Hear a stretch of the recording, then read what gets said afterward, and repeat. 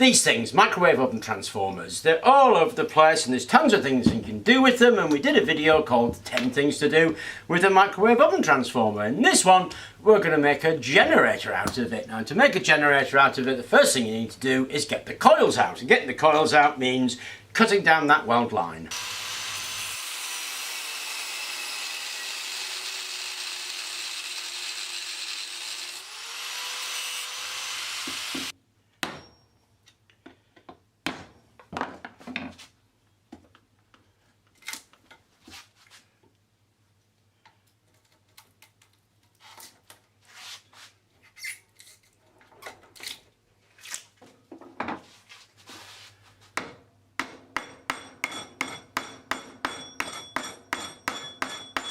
Once you've extracted them, you'll end up with two coils, one of thick wire and one of thin wire. Now, I got two of these, so I've got 4 coils, 2 thick, 2 thin. If you use the thick wire, you'll get higher ampage, but lower voltage, because there's less turns of wire, but the wire is thicker, so it can carry more current. If you use the thin wires, you'll get a much higher voltage because the wires are thinner, but they won't be able to carry as much current. Now, I'm going to use this as a motor later on, so I'm going to use the thick wires because it'll function as either a motor or a generator.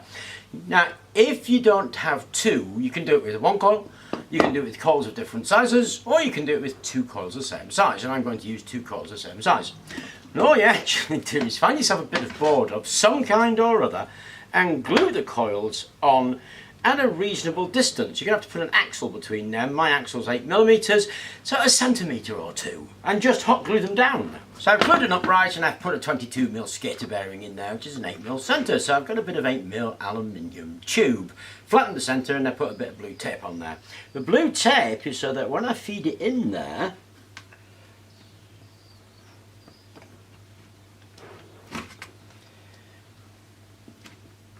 there we go. It can't go past the bearings. That will hold it in place in the centre, and that flat bit is now in the centre between 2 coils. I've got another angle with another bearing in there, and obviously that goes there up against the blue tape, and so if I spin that now, it'll spin between the 2 coils. So all I've got to do is stick some magnets on that flat piece right there, and for that I've got these.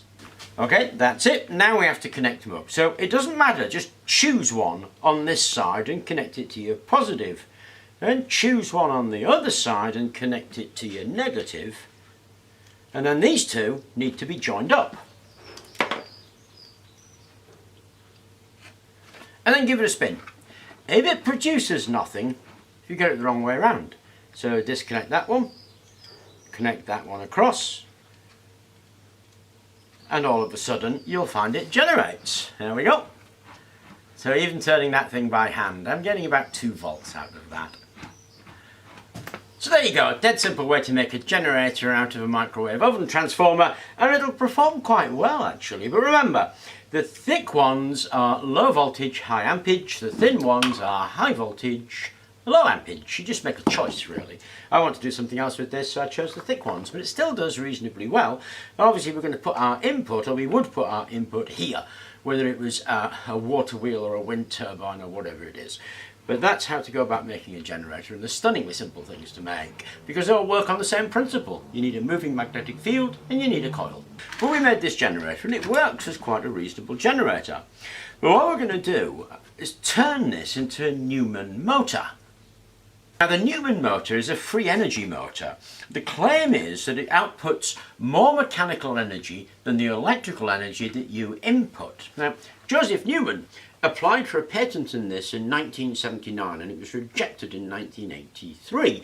Rather than let that lie, Newman took this to a court case, and the court found that what they wanted was for it to be independently assessed, and they appointed William Joule. And William Joule found that there was overwhelming evidence in support of what he was saying and very little negative evidence to go against it. But despite that, the court ordered that the National Bureau of Standards have a look at it. It's now the NSIT. And they did a lot of experiments over several months and found that in every situation they did it, there was no more energy coming out of it than went into it, and the court upheld the Patent Office decision to reject the patent. Newman didn't let it lie at that. He actually went to Congress, and he managed to get a hearing in front of Congress 30th July 1986, where it was pointed out that Newman's independent assessor in fact had a business relationship, and Newman refused to have anybody else assess it, so they upheld the court decision. Now, Newman set up a company, and 2007, the Alabama Commission accused him of selling unregistered stock. Now, to the man's great credit, he then wrote to his investors offering to give them their money back. There were 9 investors, 8 of them said no, they're quite happy to invest in the company, and 1 didn't reply. Actually, that says quite a lot about the guy. Now, the machine is supposed to work because every time you add a coil to the armature of the motor, then you create a counter EMF, and that is supposed to build up. It's supposed to build up so you get more mechanical power out of it. Now, independent of what you think about the Newman motor, and the fact that this mysterious effect was supposed to happen at the mechanical commutator, there are actually interesting things about this. Now, lots of people have been working on this, and there is an electronic commutation method that's incredibly simple that Ludwig Science did, and we're going to replicate Ludwig Science's commutation in order to get this Newman motor to work. Now, the circuit that we're going to use is this one. Okay, so that's it connected up. Now, I haven't bothered soldering everything, I've just held it on with clips, and you'll notice I'm using a standard silicon diode, a 1N4007. This is just the diode action, it doesn't matter if it's an LED. And for the transistor, I've got a 2N3055, which is a power transistor, because I'm using bigger coils, but any NPN transistor will do that suits the voltage and ampage you're using, and any diode will do. So let's give it a little bit of power. And there she blows.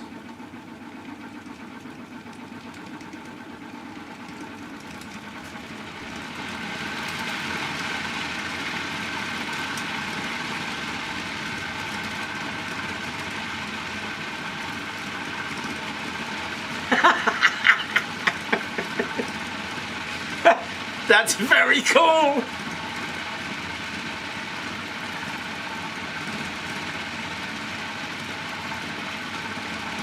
Okay, so Newman motor advocates will tell you that the magic is in mechanical commutation. According to Newman, a tiny little bit of the copper is transferred into energy equals mc squared. Whether you go for that or not, I don't think it really matters from what I'm actually interested in, because what I'm interested in is this diode and transistor, which is commutating a DC motor, because obviously we fed the DC motor in there and there is no commutator.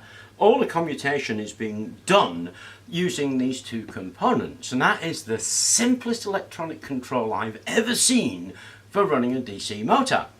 Now, we are using 1 coil as a trigger coil, so of course we're halving the power of the motor because we're losing a coil, and it's a bit unsteady because it's 1 coil.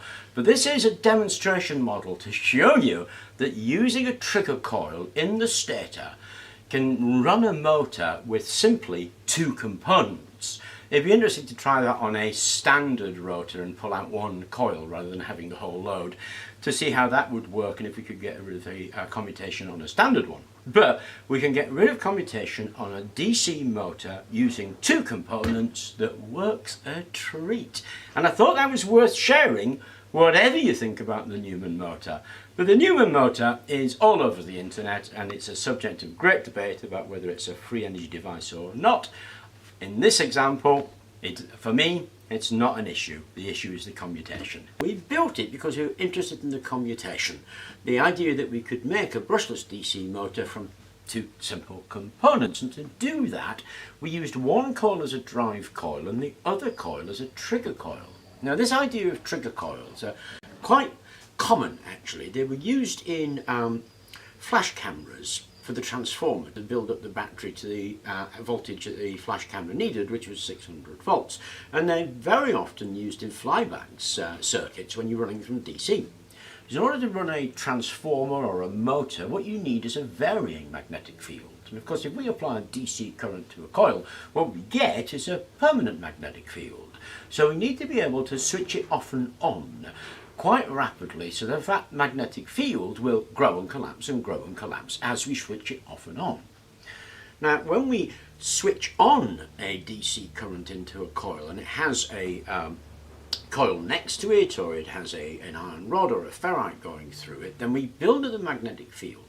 And that magnetic field is either in the air or concentrated in the rod. And if we put another coil around that, because the electric current is creating an electromagnet, building up a magnetic field, that magnetic field will then intersect with the secondary current, a secondary coil, and induce a current in that secondary coil. Now, we can use that pulse of current to drive a transistor.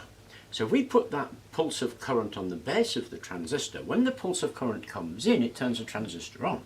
We connect the first coil to the emitter and the collector of the transistor, then it can flow. So once it flows and builds up the magnetic field, then of course nothing will happen when the magnetic field is static, and so the current going to the base will die, will turn off, and that will collapse the field. And this happens very quickly. Effectively, you're using a self-resonant circuit to turn the base off and on, because the secondary coil that you've wound is acting as a switch driven by the first. And remember, these things lag 90 degrees behind on an inductor. And so effectively what this does is act as a self-regulating automatic switch to turn the current off and on in this coil. So this coil is acting at the base to turn that transistor off and on. It's why it's not self-starting. I have to give it a flip to turn it on for a moment to allow the current to flow in here. So this is non-self-starting. It needs a mechanical input to start that process. Once that process is running, then the motor will continue to turn. It will continue to turn in self-resonant mode. So I'm sure you're well aware of the Joule Thief. The Joule Thief is a circuit that swept the internet a few years ago because, well, it's quite remarkable in that it can draw the power out of a AA battery well below the voltage that it's supposed to be dead and do things like light an LED, and it really captured people's imagination as a possibility for free energy. But it ran the gamut of the internet with 1,000 million replications, but it is in fact a circuit called a blocking oscillator. Now the blocking oscillator, which looks like this, is in fact the same circuit that we just used as an electronic commutator in a DC motor. It was first patented in 1974 by Roger Andrews of Salem, USA. Nobody actually knows who invented the Joule Thief. It kind of popped up in a few electronics magazines with people arguing about who invented it, but the original patent was 1974, and that original patent was in fact to run a motor, which of course makes you think, doesn't it? And it was taken by a schoolgirl in Ohio, I think, and it was Shawnee Borman.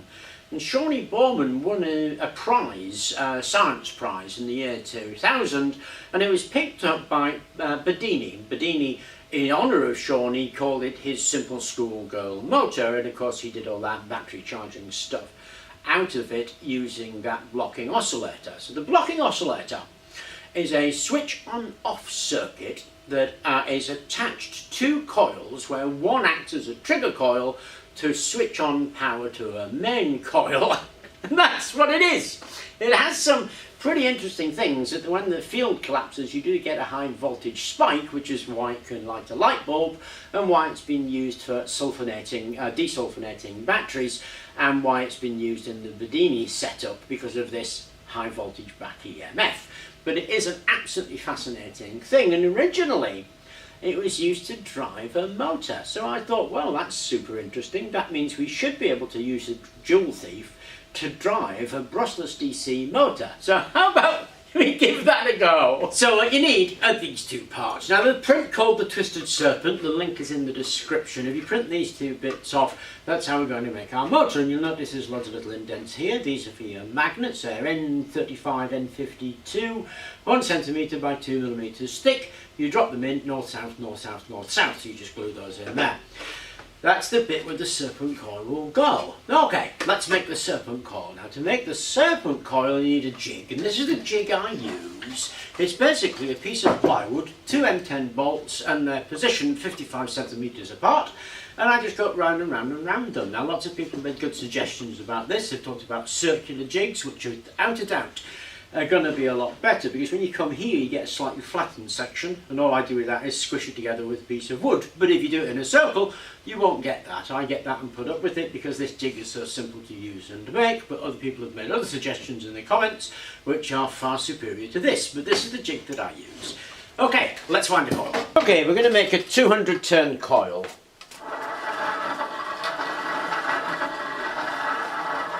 When you get to turn 50, pull out an extra leg.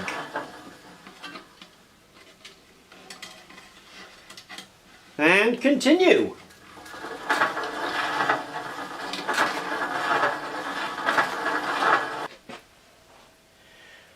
Okay, so there's my 200 turns. Now I've marked the middle there of the two coils, and I've got a bit of tape, and we're going to put a bit of tape, one piece of tape, 1 centimetre apart, half a centimetre to the middle. So you put on your first bit of tape.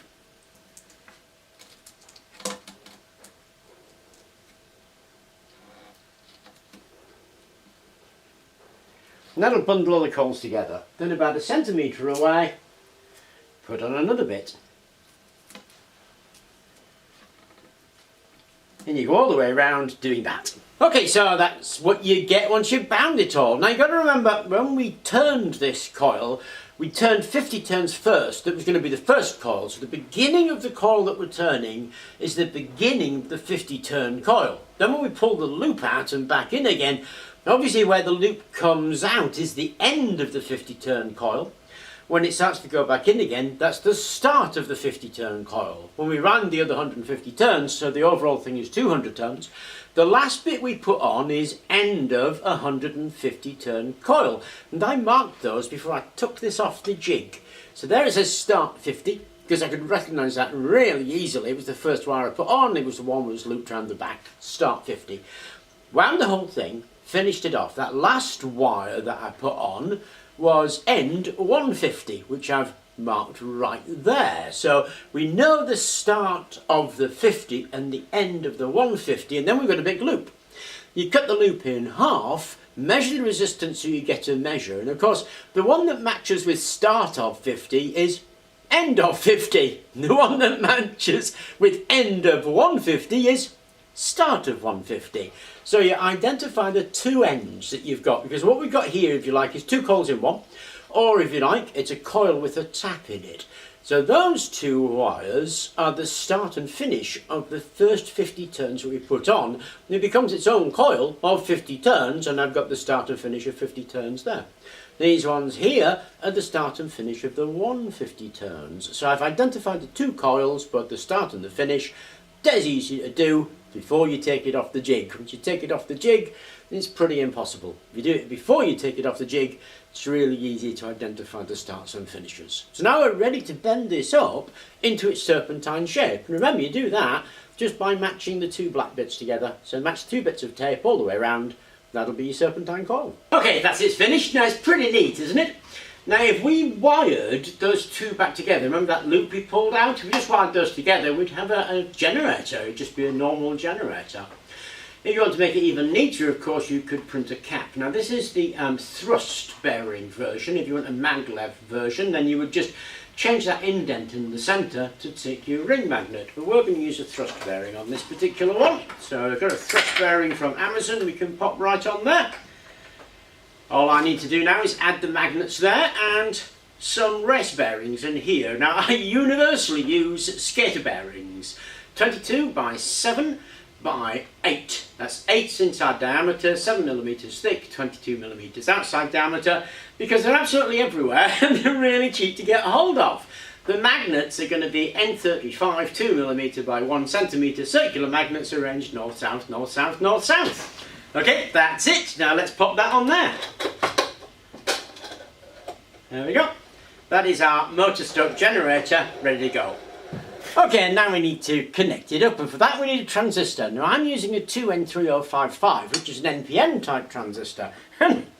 It really doesn't matter. Any transistor will do this as long as it will take the power. And we're talking about a few milliamps and maybe, I don't know, 10 volts at maximum, something like that. So loads of just normal NPN or PNP transistors will do it. Now the collector always gets connected to the power supply, but for NPN you connect the collector to the positive. For a PNP you connect the collector to the negative. So the collector gets attached to the battery or power supply. NPN attach it to the positive, PNP attach it to the negative. So that's all you have to remember with those. Now the other two are the base and the emitter. And the base, well, it depends what you've got. You'll have to look up the sheet to tell you which one is the base. And here is the picture of the 2N3055, so we can spot the base and emitter. And you'll see there in the diagram, 1 is the base and 2 is the emitter. And we connect the base to the end coil, the end of 150. Twist the two beginning of 150 and end of 50 together and connect them to the emitter. And then the start of the 50 coil goes to the other side of the power supply. So in my case, which is right here, it goes to the negative. If you're using PNP, it will go to the positive. But I've got it, an NPN, so it goes to the negative and the collector goes to the positive. And all we have to do to start this, and it doesn't self-start, you have to give it a little spin, is connect to your battery of your power supply. There we go. And spin it.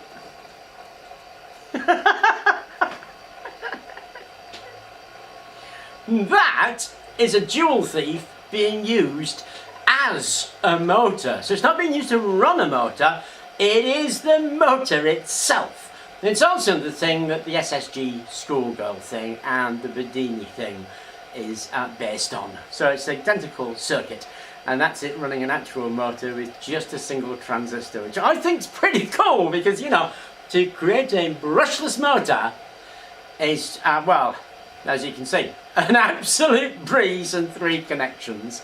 I hope you enjoyed the video. Thank you very much for watching.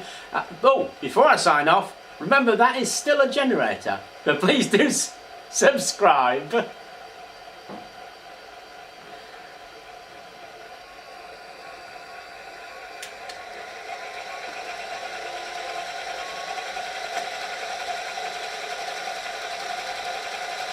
Isn't that awesome?